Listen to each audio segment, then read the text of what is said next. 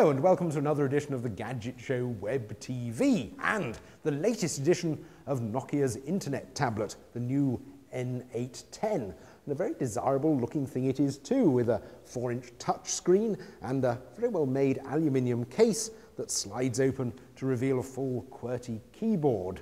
As its name suggests, its main function in life is browsing the internet, which it doesn't do using the normal Nokia method of the phone network. In fact, there isn't a SIM card inside it. What it has to use is Bluetooth and Wi-Fi to communicate with the outside world. But it does browse the internet very well indeed.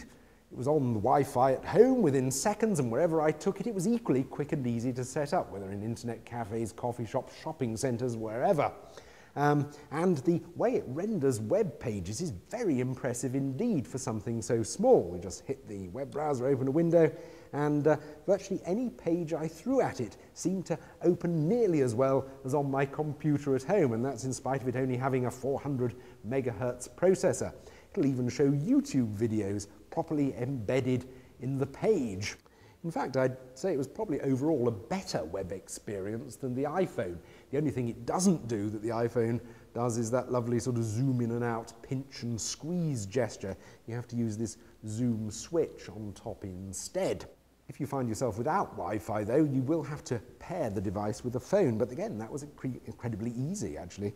I actually used a Nokia phone, this N810, and again I was up and running on the web at 3.5G speeds within seconds, although obviously you've got to mind your data charges.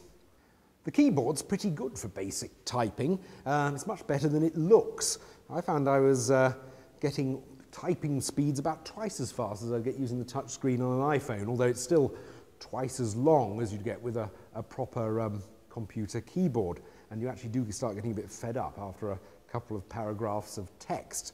But useful, and also the battery life's pretty good too. They quote about 4 or 5 hours, and I seem to be getting that. Sadly though, once you go beyond basic web browsing, the shortcomings of the N810 really become evident. For example, if you're looking at your email on the web and you download a Word document, there's no way of opening it. In the end, I had to Bluetooth a Word document to my phone where it would open more easily than on this. There is a basic word processor on here, but it's just a text editor, and also it crashed a couple of times while I was trying to write some very simple documents, so that's not very good. There is a basic email program included, but there's no proper personal information manager, no diary or anything like that. It's got a media player, but then so's your phone.